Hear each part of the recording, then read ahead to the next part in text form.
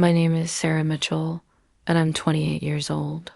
I never thought the day would come when everything I carefully buried would rise from the grave like some vengeful spirit, destroying everything I built in its wake. But secrets have a way of clawing their way to the surface, no matter how deep you bury them, no matter how many years pass, no matter how desperately you pray, they'll stay hidden forever. It started with a phone call on a Tuesday morning in March. I was sitting in my downtown apartment, sipping coffee and reviewing case files for my job as a social worker, when my phone buzzed with my mother's name on the screen. Nothing unusual there. Mom called every few days, checking in, sharing neighborhood gossip, asking when I'd finally settle down and give her grandchildren. But this call felt different from the moment I heard her voice. "Sarah, honey, we need to talk." Her tone was strained, barely controlled. "Can you come home today? It's important." The way she said important sent ice through my veins. I knew that tone. It was the same one she'd used when Dad had his heart attack 3 years ago, the same one when Grandma Rose had her stroke. Something was terribly wrong. What happened? Is Dad okay? Everyone's fine physically, she interrupted. But something's come up. Something about when you were little. Just come home, please. The whole family will be here. The phone went dead, leaving me staring at the screen with trembling hands. Something about when I was little. Those words echoed in my head like a deaf knell. After all these years, after all the therapy, after all the careful construction of my adult life, something from my childhood was threatening to tear it all down. I called in sick to work and drove the 3 hours to my hometown of Cedar Falls, my mind racing the entire way. What could possibly have surfaced after so many years? I'd been so careful, so thorough in my silence. Even my therapist, Dr. Morrison, didn't know the whole truth. Nobody did. Nobody could ever know. The familiar streets of my childhood neighborhood looked different somehow as I pulled into my parents' driveway. The house where I'd grown up, a modest 2-story colonial with blue shutters and Mom's prized rose garden, seemed smaller than I remembered, more fragile. Dad's truck was there, along with my brother Jake's SUV and my sister Emma's hybrid. Whatever this was about, they'd gathered the troops. I sat in my car for a long moment, steeling myself for whatever was coming. My hands were shaking so badly I could barely turn off the ignition. 20 years. It had been 20 years since that summer when I was 8 years old. 20 years since the thing I'd sworn I'd take to my grave. How could it possibly be coming back to haunt me now? The front door opened before I could knock. Mom stood there, her usually perfect hair disheveled, her eyes red-rimmed and puffy. She looked like she'd aged a decade since I'd seen her at Christmas. Behind her, I could see the familiar shapes of my family members moving around the living room like ghosts. Sarah. She pulled me into a hug that felt desperate, clinging. "Oh, honey. I'm so sorry. I'm so sorry." Sorry? Why was she apologizing? The dread in my stomach intensified as she led me into the living room where my father, brother, and sister were waiting. The atmosphere was thick with tension, heavy with unspoken accusations. Dad sat in his recliner, his face grave and closed. Off. Jake paced by the window, his jaw clenched tight. Emma perched on the edge of the sofa, tissues clutched in her hand, her eyes avoiding mine completely. "Sit down, Sarah," Dad said, his voice carefully controlled. It was his lawyer voice, the one he used in court, formal and distant. He'd never spoken to me like that before. I remained standing, my flight instincts screaming at me to run. "What's going on?" "You're all scaring me." Mom sat heavily on the couch next to Emma, her hands twisting in her lap. "Mrs. Henderson called yesterday. You remember Mrs. Henderson, don't you? She lived next door when we were on Maple Street." Of course I remembered Mrs. Henderson. She'd been our neighbor during that cursed summer when I was 8. Before we moved to this house, she was the elderly widow who always had cookies for the neighborhood kids, who let us play in her backyard when ours was too small. She was also the woman who'd witnessed things she should never have seen. She's in hospice care now, Mom continued, her voice barely above a whisper. Terminal cancer. She wanted to clear her conscience before she passed. She told her daughter about something she saw that summer, something she never reported because she thought she might have been mistaken. But it's been bothering her all these years. The room started spinning. I gripped the back of Veneer's chair to steady myself. Mrs. Henderson had seen something. After all these years, that sweet old lady who'd given me chocolate chip cookies was about to destroy my life. Sarah, Jake's voice cut through my panic. He'd stopped pacing and was staring at me with a mixture of disgust and disbelief. She saw you with Tommy Richardson behind her garden shed. She saw what you did to him, Tommy Richardson. God, I hadn't heard that name in 20 years, but it hit me like a physical blow. 8-year-old Tommy with his gap-toothed grin and his collection of baseball cards. Tommy who trusted me, who'd followed me anywhere because I was 2 years older, and he thought I was so cool and mature. I don't know what you're talking about, I managed to whisper, but even I could hear how weak and unconvincing I sounded. Emma finally looked at me, and the expression on her face was one I'd never seen before, pure revulsion. She saw you touching him, Sarah. She saw you making him touch you. She saw you threatening him to keep quiet about your special game, the words, hung in the air like poison gas. 20 years of carefully constructed normalcy crumbled in an instant. I wanted to deny it, to act outraged, to demand proof. But the truth was written all over my face, in my trembling hands, in the way I couldn't meet their eyes. She was Anne. Old woman, I said desperately. Maybe she was confused. Maybe she didn't see what she thought Stop. Dad's voice was like a gunshot in the quiet room. Just stop lying. We can all see it in your face. It's true, isn't it? You molested that little boy. The word hung between us like a curse, molested. Such an ugly word, so clinical and devastating. I'd spent 20 years avoiding it, dancing around it in my mind, finding softer ways to think about what had happened that summer. Experimentation, I'd called it in my head. Curiosity, children being children. Anything but that word, that label that would brand me forever. It wasn't like that, I whispered, knowing how pathetic I sounded. We were just kids. I was confused. I didn't understand. You were 10 years old, Sarah? Emma's voice cracked with emotion. He was 8. You knew exactly what you were doing. The accusation hit me like a slap. Yes, I've been 10. Old enough to know better, old enough to understand that what I was doing was wrong. Old enough to threaten Tommy into silence, to tell him terrible things would happen if he ever told anyone about our games. Old enough to manipulate his trust and his fear. Where did it come from? Mom's voice was hollow, haunted. This behavior. How did you even know about such things at that age? That was the question I dreaded most, the one that led to an even darker truth. The reason I'd done what I did to Tommy was because it had been done to me first. But I couldn't tell them that. I couldn't reveal the rest of the secret, the part that would destroy not just me, but someone else they loved. I don't know, I lied. I was just a confused kid.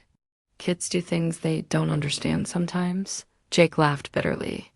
Confused kids don't systematically abuse other children over an entire summer. Confused kids don't threaten and manipulate. That's predator behavior, Sarah. Predator. Another word that hit like a physical blow.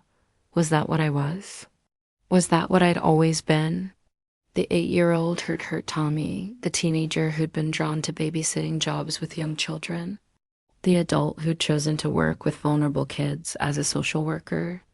Had I been kidding myself all these years about my motivations? I never hurt anyone else, I said desperately. After Tommy, I got help. I went to therapy in college. I've spent my entire career protecting children, not hurting them. How? Do we know that? Dad's voice was ice cold.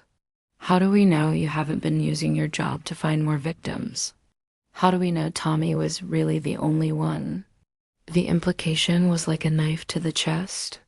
They actually thought I might be an active predator, that my career choice was part of some elaborate hunting strategy. The irony was unbearable. I'd chosen social work specifically because of my guilt over Tommy, as a way to atone for what I'd done. Every child I'd helped, every family I'd reunited, every case I poured my heart into, it had all been my attempt to balance the cosmic scales. I've never hurt another child, I said, and for once I could speak with complete honesty. Tommy was the only one. I was just a damaged kid who did something terrible, and I've spent every day since then trying to make up for it. But they weren't buying it. I could see it in their faces, the doubt, the disgust, the complete loss of trust. In their minds, I transformed from Sarah, the beloved daughter and sister, into Sarah the monster. Sarah, the thing that had been living among them all these years wearing a mask of normalcy. Mrs. Henderson's daughter contacted the police, Mom said quietly. They're going to want to talk to you and to Tommy. Tommy, my heart clenched at the thought of him as an adult, living with what I'd done to him all these years. Had he remembered? Had he struggled with it? Had it affected his relationships, his ability to trust, his whole life the way it had affected mine? The guilt that I carried for 20 years intensified until it felt like it might crush me entirely. He lives in Seattle now, Dad continued in that same cold, professional voice. Married, 2 kids of his own. Detective Morrison, no relation to your therapist, apparently says they'll handle this sensitively, but there's no statute of limitations on child abuse cases in this state. Child abuse, another clinical term that made my stomach churn. I'd spent so many years minimizing what had happened in my own mind, but hearing it described in legal terms stripped away all my comfortable euphemisms. What I'd done to Tommy wasn't experimentation or confusion, it was abuse. I'd abused an innocent child, damaged him in ways I might never fully understand. Are you going to turn me in? I asked, my voice barely audible. The silence stretched on forever. Emma was crying. Openly now, Jake was staring out the window as if he couldn't bear to look at me, and Mom looked like she was aging in real time. Only Dad met my eyes, and what I saw there was worse than hatred. It was complete and total disappointment. We don't have to, he said finally. Mrs. Henderson's daughter already did. The room felt like it was closing in around me. My chest was tight, my breathing shallow. This was really happening. After 20 years, my secret was out, and there was no way to put it back. No way to undo what Mrs. Henderson had seen, what she'd remembered on her deathbed. No way to stop the investigation that was probably already underway. I think you should leave, Jake said without turning around. I don't want you in this house. I don't want you anywhere near my kids. His words hit me like a physical blow. Jake's kids, my nephew Connor and niece Lily, ages 6 and 4.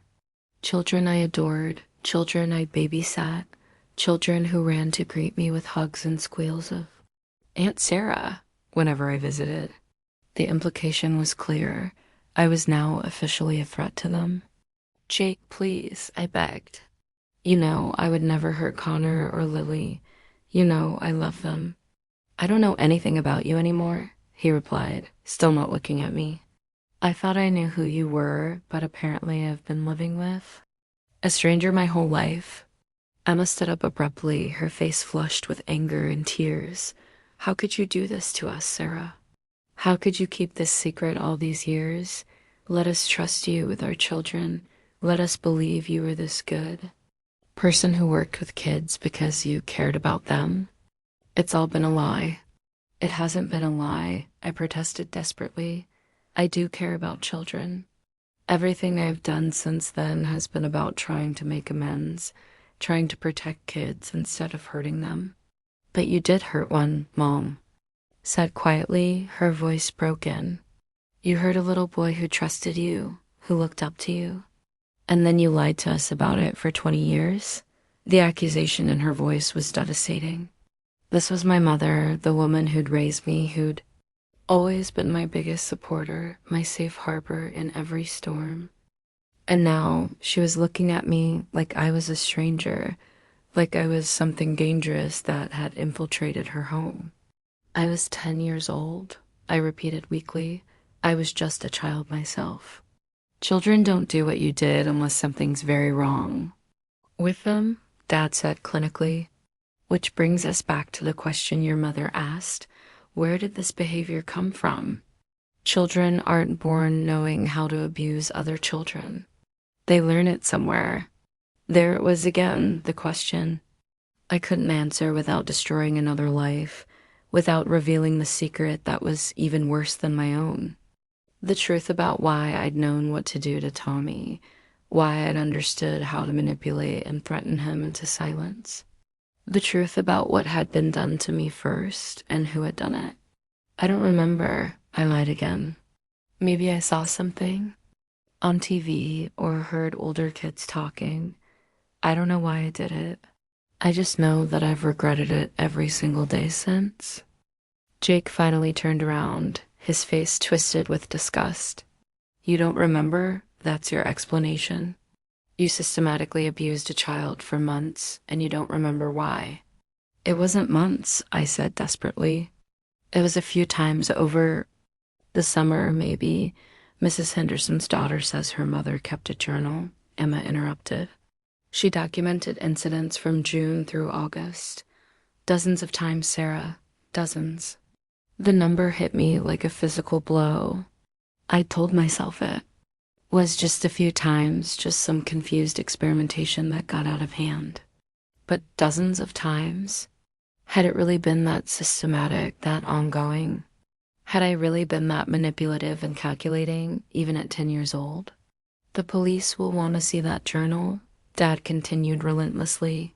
They'll want to interview all of us, ask us if we noticed any behavioral changes in you that summer, if there were any signs we missed. They'll want to know why we moved houses so suddenly at the end of that summer. My blood turned to ice.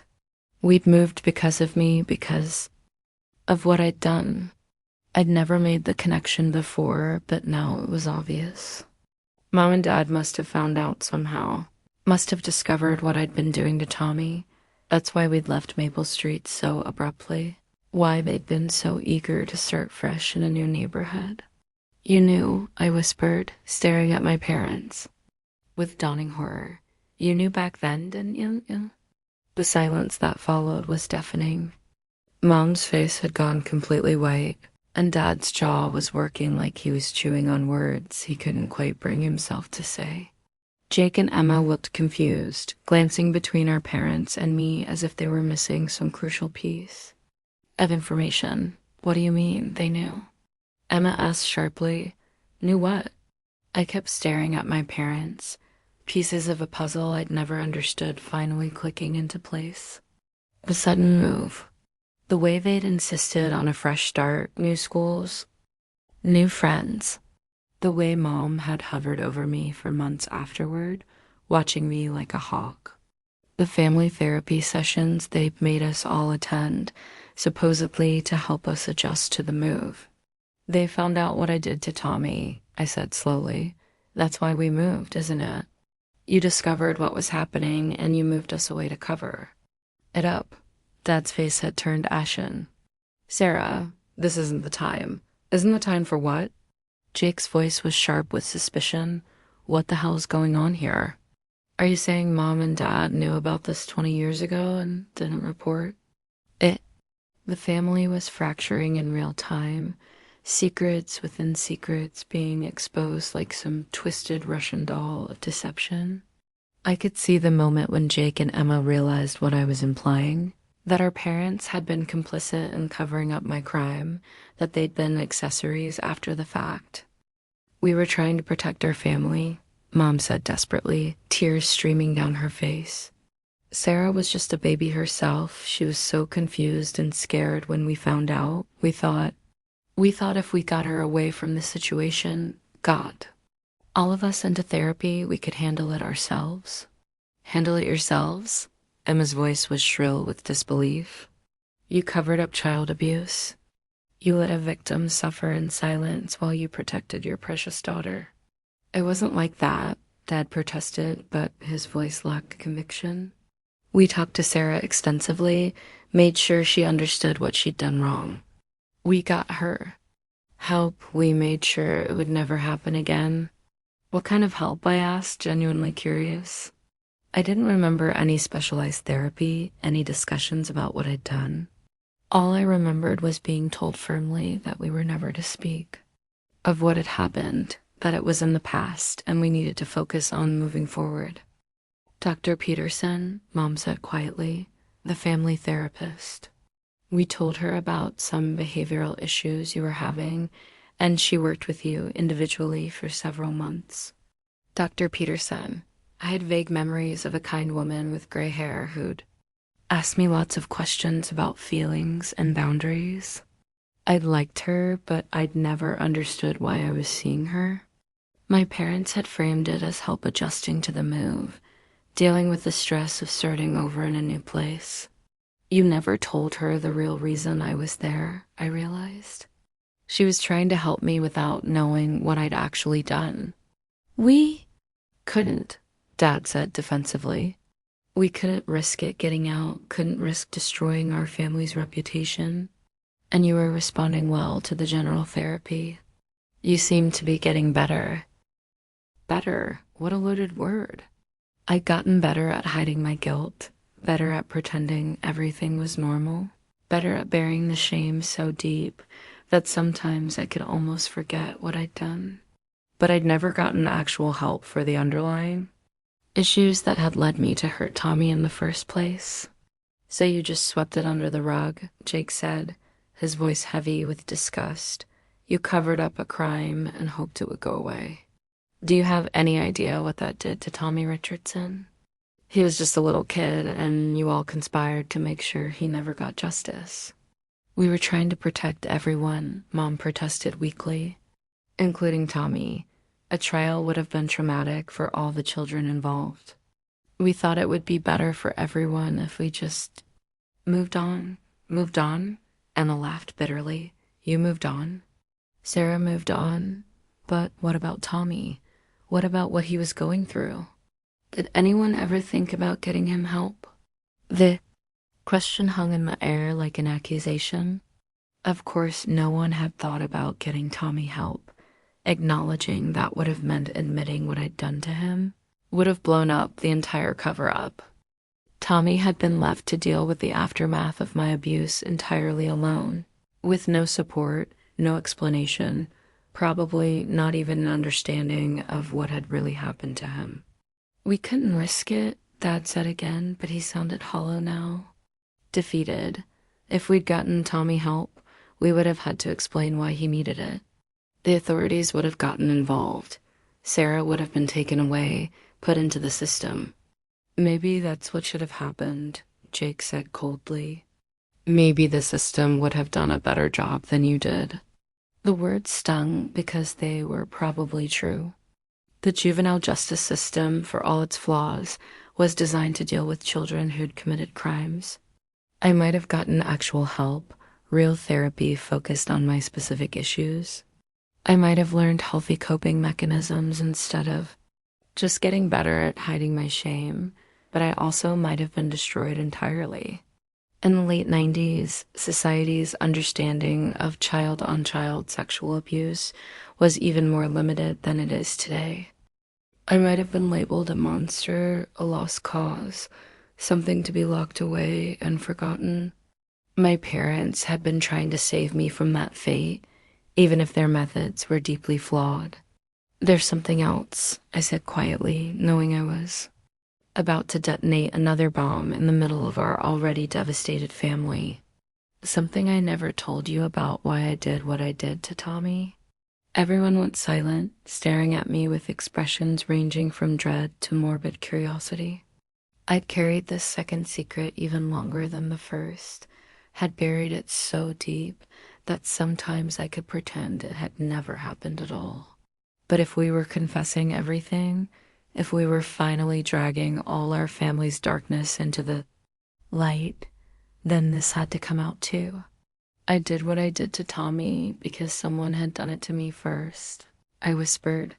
The words fell into the room like stones into still water, creating ripples of shock and confusion that spread across my family's faces. Mom's hand flew to her mouth. Dad's face went completely white, and Jake and Emma stared at me with expressions of horror and disbelief. What do you mean? Mom whispered through her fingers. Someone ... someone hurt you too? I nodded, my throat tight with 28 years of suppressed emotion.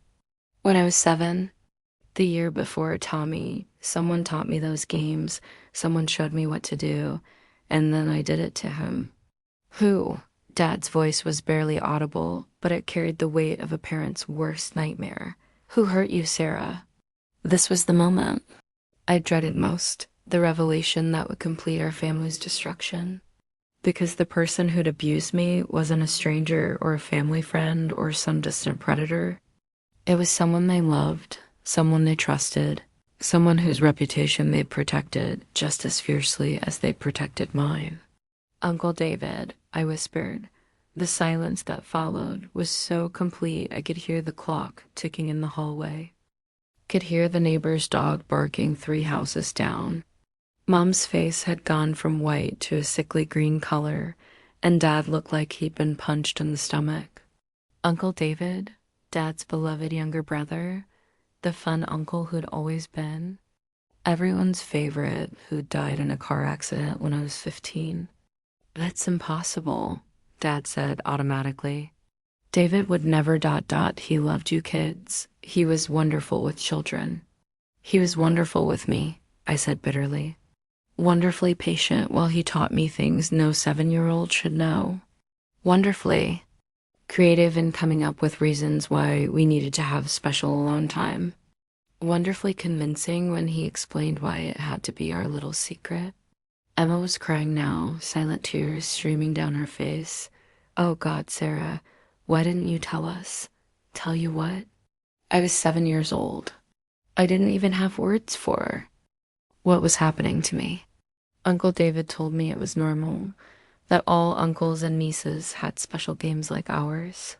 He said if I told anyone, they wouldn't understand, and they'd be angry at both of us. It was the same manipulation I later used on Tommy, the same twisted logic that had been programmed into me by my abuser. Children learn what they live, and what I'd lived was a masterclass in sexual exploitation disguised as love and special attention. How long? Mom asked, her voice broken. How long did it go on? About 6 months, I said. From when I was 7 until just before my 8th birthday. Then it stopped, and I never understood why until much later. I understood now, of course. It had stopped because my parents had started to notice changes in my behavior, had begun asking questions. Uncle David had backed off to avoid detection, had moved on to God. Had he moved on to other victims? Other nieces or nephews or children in his life? We should have known, Dad said, his voice hollow with guilt. We should have protected. We should have seen the signs. But they hadn't seen the signs. Just like they'd initially missed the signs of what I was doing to Tommy, Uncle David had been careful, subtle, manipulative. He'd groomed not just me, but the entire family, making himself indispensable, beloved, above suspicion. When I'd started acting out the following year with Tommy, no one had connected it to David's previous behavior because they'd never suspected David's behavior in the first place. This changes everything, Emma said slowly. You were a victim, too, Sarah. You were just acting out what had been done to you. Does it change everything? Jake asked harshly. She still hurt Tommy. She still made conscious choices to abuse another child. Being a victim doesn't automatically make you not responsible for creating other victims. His words were brutal but fair. Yes, I'd been victimized first, but that didn't absolve me of responsibility for what I'd done to Tommy. Plenty of abuse victims never go on to hurt others. My trauma explained my behavior, but didn't excuse it. I know that, I said quietly. I know being hurt doesn't give me the right to hurt someone else. That's why I've carried this guilt for 20 years. That's why I chose the career I did, why I've spent my adult life trying to protect children instead of hurting them. But you never got real help, Mom said, understanding dawning in her eyes. When we found out what you'd done to Tommy, we got you general therapy, but we never addressed the root cause because we didn't know about David.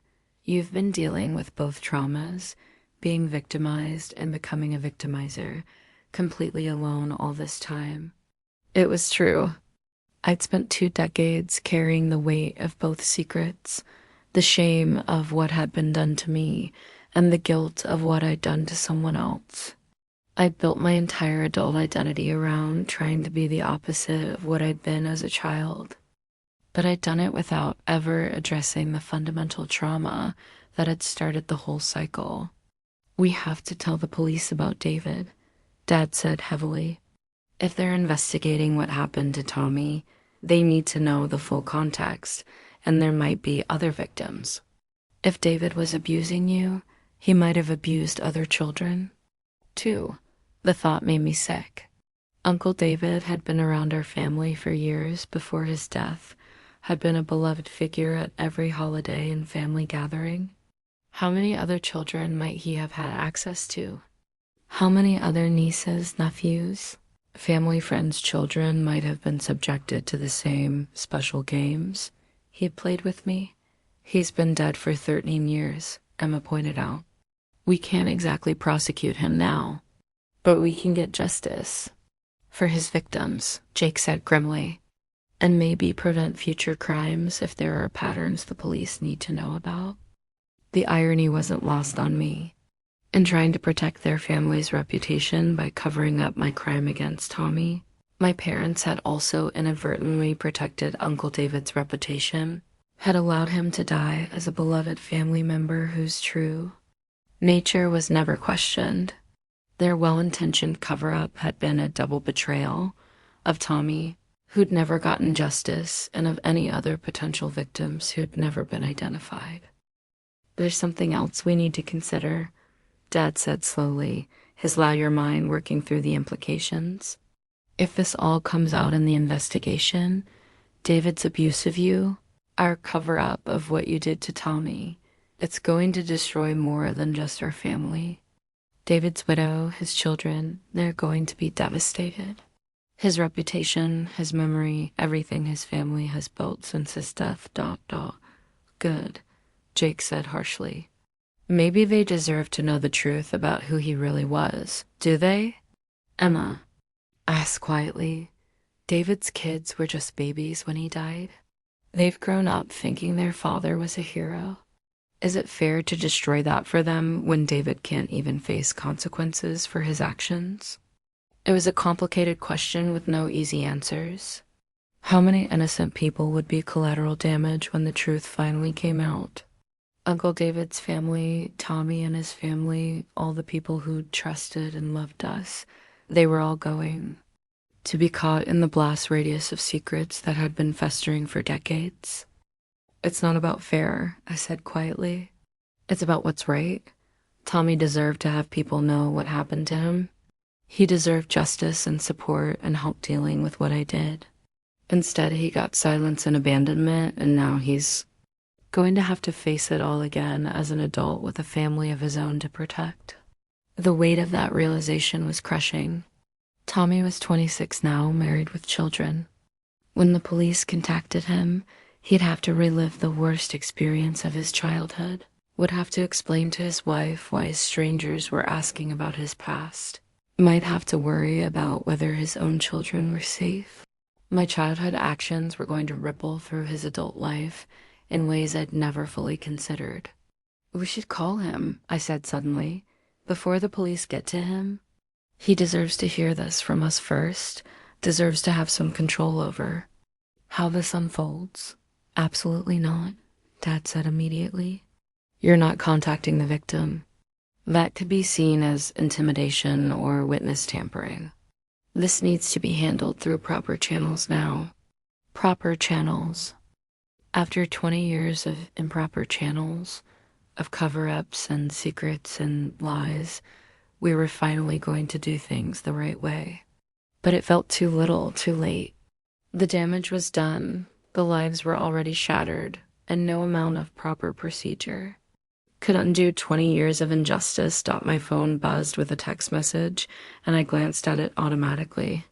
It was from my supervisor at work. Sarah, Detective Morrison called asking questions about you. Please call me immediately. We need to discuss your employment status. The investigation was already underway. While we'd been having our family confrontation, the wheels of justice had been turning. Soon everyone would know, my coworkers, my clients, the families I'd worked with over the years. The children I'd tried to help would learn that their advocate had once been an abuser herself. They're going to fire me, I said numbly, staring at the text. My career is over. Everything I've worked for, everything I've built, it's all going to disappear. Maybe that's for the best, Jake said without sympathy. Do you really think someone with your history should be working with vulnerable children? The question hit me like a physical blow because it forced me to confront something I'd been avoiding for years. Had my choice to work with children really been about redemption and helping others, or had it been about something darker? Had I unconsciously been drawn to the very population I'd once victimized? I never hurt anyone else, I repeated desperately. In all my years of social work, I've never inappropriate touched a child or acted on any impulses. I've been a good advocate for kids, I've helped families, I've made a difference. But can we trust that? Emma asked gently. Can you even trust yourself? If you could abuse Tommy when you were just 10 years old, if you could lie to us about it for 20 years, how do we know you're being honest about this? It was a fair question, and one that cut to the heart of my deepest fears. How could I know for certain that I'd never acted inappropriately with the children in my care? I'd told myself for years that I was different now, that I'd learned and grown and changed. But what if I was just lying to myself the way I'd lied to everyone else? I keep detailed case notes, I said weakly. I follow all protocols. And never alone with children, there are always other adults present during my interactions with clients. Those are external controls, Dad observed, professional safeguards. But what about internal controls? What about your own thoughts and impulses? Have you ever felt tempted? The question hung in the air like a toxic cloud. Had I ever felt tempted? The honest answer was complicated.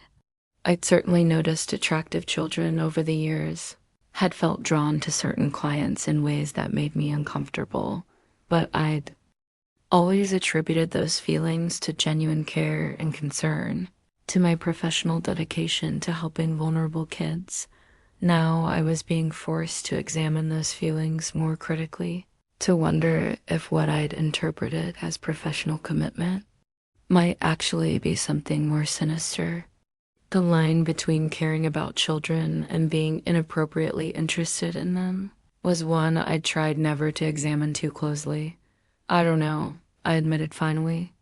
I've tried not to analyze my motivations too deeply because I was afraid of what I might find.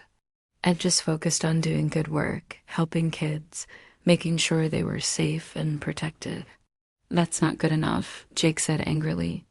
You don't get to just try not to analyze your potential to hurt children. You have a responsibility to examine yourself honestly, especially given your history. He was right, and I knew it. I'd spent 20 years in various forms of denial and avoidance. First about what Uncle David had done to me, then about what I'd done to Tommy, and finally about my true motivations for working with children. I built my entire adult identity on a foundation of lies and self-deception. I need help, I said. Quietly, real help this time. Not therapy that dances around the issues, but someone who specializes in this kind of thing. Someone who can help me understand what I am and whether I'm safe to be around children. It was the first completely honest thing I'd said all day. Maybe the first completely honest thing I'd said in 20 years. I didn't know if I was a reformed victim who genuinely dedicated her life to helping others, or if I was a predator who'd found a clever way to access potential victims. I didn't know if my guilt and shame were signs of genuine remorse or just fear of getting caught. At least you're finally admitting you need help, Mom said softly. That's something. But it wasn't enough, and we all knew it. The damage was done. The secrets were out, and no amount of therapy or soul-searching could undo 20 years of lies and cover-ups. Tommy was going to have to relive his trauma. Uncle David's family was going to learn horrible truths about someone they'd idolized, and my family was going to have to live with the knowledge that they'd harbored and protected an abuser.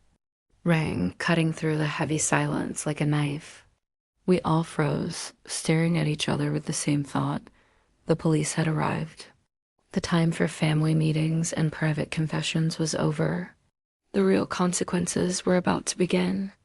I'll get it, Dad said heavily, rising from his chair like an old man. Sarah, you should probably call a lawyer before you say anything. To them, a lawyer. Criminal charges. Court proceedings. Prison, possibly. My life as I'd known it was truly over, and I brought it all on myself through my actions as a child and my lies as an adult. Part of me felt relief that the truth was finally coming out, but mostly I just felt terror at what came next. Dad returned a few moments later, followed by two people who immediately filled the room with an aura of official authority. Detective Morrison was a middle-aged woman with kind eyes but a stern expression, while her partner, Detective Santos, was younger, more intense, with the kind of focused attention that made me feel like a specimen under a microscope. Sarah Mitchell? Detective Morrison's voice was professionally neutral. We'd like to ask you some questions about an incident that allegedly occurred in 1999, involving a minor named Thomas Richardson. Thomas Richardson. Hearing his full legal name made everything feel more real, more serious. This wasn't about Tommy, the little boy I'd played with anymore. This was about Thomas Richardson, citizen, victim, adult whose life had been impacted by my actions. I want to call a lawyer, I said immediately, remembering Dad's advice. That's your right, Detective, Santos said. But I should inform you that Thomas Richardson has been contacted and has agreed to speak with us. He's flying in from Seattle tomorrow. This is happening whether you cooperate or not. The room spun slightly. Tommy was coming back to Cedar Falls. Was going to sit in a room like this and tell these same detectives about what I'd done to him 20 years ago. He was going to have to put words to experiences that he'd probably spent decades trying to forget. Was going to have to relive the worst summer of his childhood for the sake of justice that was 20 years overdue. There are some other things you should know, Detective Morrison continued. Mrs. Henderson kept detailed notes about what she observed. Dates, times, descriptions of behavior. It's quite comprehensive. Comprehensive. The word made my stomach clench.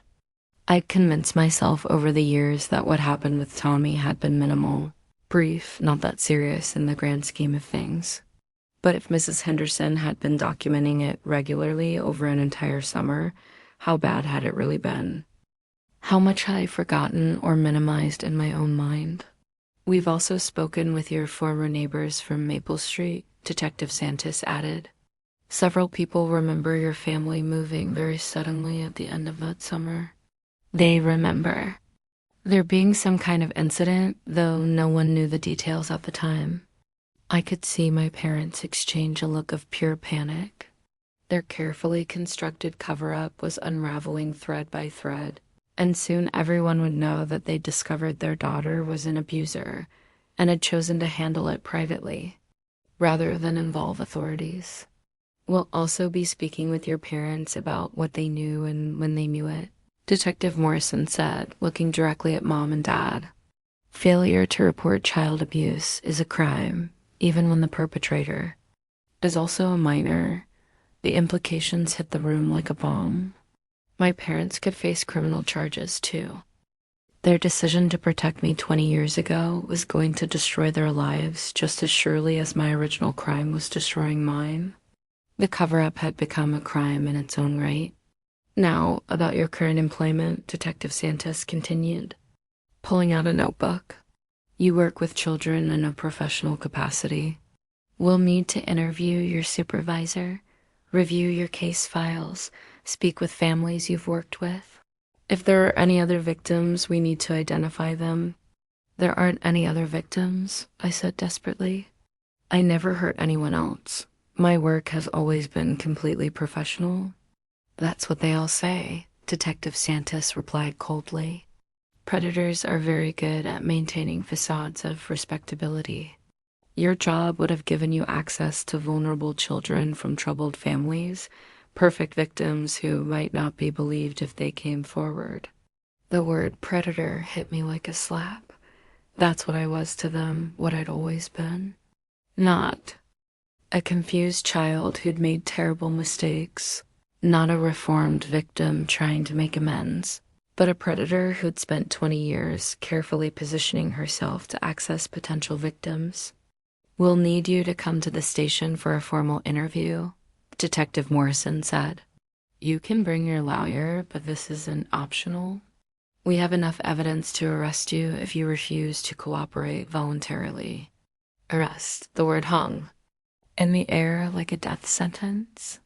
I'd spent my entire adult life as a law-abiding citizen, had never even gotten a speeding ticket, and now I was facing the possibility of being handcuffed and taken to jail like a common criminal.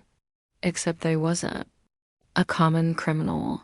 I was something worse, something that made people cross the street to avoid me once they knew what I'd done. What about bail? Emma asked quietly. If you arrest her, will she be able to get out until trial? That depends on a lot of factors, Detective Santos replied. Flight risk, danger to the community, severity of the charges. Given that the alleged perpetrator works with children and has had 20 years to potentially commit additional crimes, a judge might consider her a significant risk. 20 years. They kept emphasizing that number, the length of time I'd been free while Tommy suffered in silence, the length of time I'd had access to vulnerable children through my work. Every year that had passed had made my crime worse in their eyes, had added weight to the evidence that I was a dangerous individual who'd been allowed to roam free for far too long. I need to call my supervisor, I said weakly. I need to arrange for someone to cover my cases. Your supervisor has already been contacted, Detective Morrison informed me. You've been placed on administrative leave pending the outcome of our investigation. Your access to client files and facilities has been revoked. Of course it had. My career was over before I'd even had a chance to defend myself. The children I'd been working with, kids in foster care, kids from abusive homes, kids who needed stability and consistency, they were going to lose their advocate and never understand why. They were going to be told that someone they trusted, someone who'd promised to protect them, had been removed because she might be dangerous. What? About the families I work with? I asked. Some of these kids have been on my caseload for years. They trust me. This is going to be traumatic for them. It would be more traumatic if you'd been abusing them, Detective Santos replied harshly. Those children's safety is more important than their comfort. The accusation stung because it was true. If I had been abusing my clients, then removing me was absolutely the right thing to do, regardless of the emotional cost. But if I hadn't, if I'd genuinely been helping these children, then my removal was going to cause unnecessary trauma to kids who'd already suffered enough. When do you need me at the station? I asked, accepting that this was really happening. Tomorrow. Morning, 9 a.m., Detective Morrison replied. Bring your lawyer. This is going to be a long process, Miss Mitchell. Child abuse cases are complex, especially when they involve someone in a position of trust who's had years to potentially commit additional crimes. Position of trust. That's what I'd built my entire career on, what I thought was my redemption. I believed that by dedicating my life to protecting children, I could somehow balance the cosmic scales, could make up for what I'd done to Tommy, but now that position of trust was being used as evidence against me, proof that I was potentially even more dangerous than a typical predator. After the detectives left, my family sat in stunned silence. The reality of what was happening was finally sinking in for all of us. This wasn't going to be a private family matter that we could handle quietly. This was going to be public, messy, devastating for everyone involved. I should go, I said finally, breaking the oppressive silence. I should get a hotel room for tonight, start looking for a lawyer. You're not staying here, Jake said flatly. I meant what I said earlier. I don't want you around my children. The rejection hurt, even though I understood it. Jake had 2 young kids to protect, and he couldn't take any chances with their safety. Even if I'd never hurt anyone else, even if I posed no actual danger to Connor and Lily, he couldn't risk it. His first responsibility was to his children, not to his sister. I understand, I said quietly. I wouldn't want me around them either if I were you. Mom looked like she was going to protest, but Dad shook his head slightly. It's probably for the best, he said heavily. Until we know more about the charges, until you get help, it's safer for everyone if you keep some distance. Safer for everyone. That's what it came down to. I was now officially a danger to be managed, rather than a family member to be supported. 20 years of building relationships, of being Aunt Sarah who brought presents at Christmas and remembered birthdays, wiped out in a single afternoon of revelations. Will you visit me? I asked Mom quietly. When I'm in jail. She started crying again, nodding wordlessly. At least I wouldn't be completely alone. My mother might be disappointed and horrified, but she still loved me enough to maintain some kind of contact. It was more than I deserved, more than Tommy had gotten from anyone when he needed support. We need to prepare for what's coming, Dad said in his louder voice. This is going to be in the newspapers. Your arrest, the charges, probably details about the original incident. Our neighbors, our friends, our coworkers, everyone's going to know. I hadn't thought about that aspect. Cedar Falls was a small town where everyone knew everyone else's business. Once word got out that John and Mary Mitchell's daughter was a child molester, it would spread like wildfire. My parents would have to face the judgment and disgust of their entire community, would probably have to move away just like we'd done 20 years ago. I'm sorry, I whispered. I'm so sorry for what I'm putting you all through. I know that doesn't fix anything, but I need you to know how sorry I am. Sorry doesn't bring back 20 years, Emma said bitterly. Sorry doesn't undo the damage to Tommy, or the lies you told us, or the trust you broke. Sorry is just a word, Sarah. She was right. Sorry was inadequate, meaningless in the face of what I'd done and what was about to happen.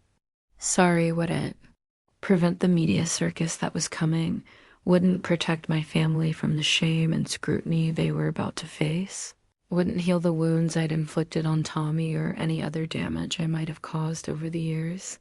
I gathered my purse and headed for the door, feeling like I was walking away from my life rather than just my family home.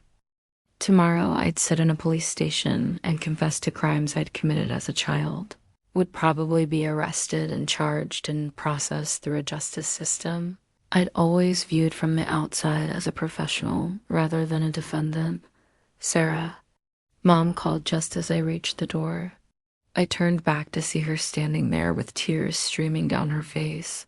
Get help. Real help this time. Not just for the legal stuff, but for yourself. Figure out who you really are and whether you're safe to be in the world. I drove to a hotel on the outskirts of town, checking in under my name while I still could before it became synonymous with scandal. The desk clerk was friendly and chatty, asking if I was in town for business or pleasure, completely unaware that she was talking to someone who would probably be on the front page of tomorrow's newspaper. My room was generic and impersonal, exactly what I deserved. I sat on the bed and stared at my phone, knowing I needed to call a lawyer, but not knowing where to start. How do you find an attorney who specializes in defending people like me? What do you say when you call? Hi, I need someone who represents child molesters. Eventually, I found a criminal defense attorney online who had experience with sexual assault cases. Her name was Patricia Hendricks, and her bio suggested she'd handled complex cases involving minors. I left a voicemail explaining that I needed representation for charges related to child abuse and asking if she could meet with me before my police interview tomorrow. Then I sat in the silence of the hotel room and forced myself to really think about my life, my choices, my motivations for the first time in 20 years. Had I really chosen social work as penance, or had there been darker reasons? When I'd felt drawn to certain clients, had it really been professional concern or something more troubling? I pulled out my laptop and did something I'd never done before. I researched child sexual abuse patterns, recidivism rates, the psychology of offenders. What I found was terrifying. Many abusers had been victims themselves, just like me. Many maintained facades of respectability, often choosing careers that gave them access to children. Many convinced themselves that their later actions were noble and helpful, even while they continued to cause harm. Was that me? Was one a textbook case of an abuser who'd convinced herself she was a helper? The possibility made me physically sick, but I forced myself to consider it honestly. If multiple families, multiple children, multiple colleagues were about to be interviewed about my behavior, would they all confirm that I'd been professional and appropriate? Or would some of them reveal concerning interactions I'd rationalized away? My phone rang, startling me out of my dark thoughts. It was Patricia Hendricks returning my call. Ms. Mitchell? You left a message about needing representation for child abuse charges. Can you tell me more about your situation? I gave her the basic facts: my abuse of Tommy when I was 10, the 20-year cover-up, my career working with children, the current investigation. She listened without judgment, asking clarifying questions in a professional tone that somehow made me feel slightly less like a monster. This is a complex case, she said when I finished. The fact that you were a minor when the original offense occurred will work in your favor, but the 20-year delay and your subsequent career choices complicate things significantly. I can meet with you first thing tomorrow morning before your police interview. What do you think will happen to me? I asked. That depends on several factors. If Tommy Richardson is willing to testify, if there's evidence of additional victims, if the prosecutor decides to charge your parents as accessories, if the media attention pressures everyone involved to seek maximum penalties.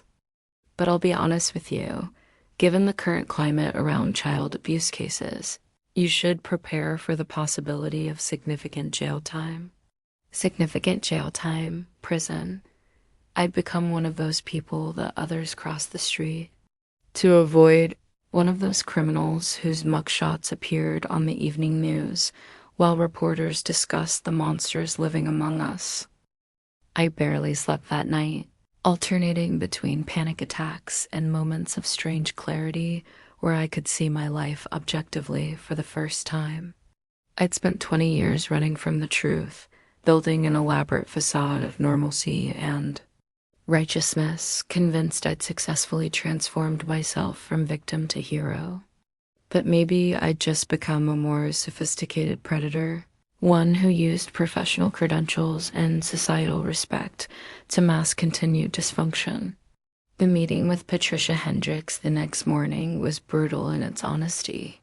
She laid out the likely scenario: arrest, arraignment, months of legal proceedings while my entire life was dissected in public.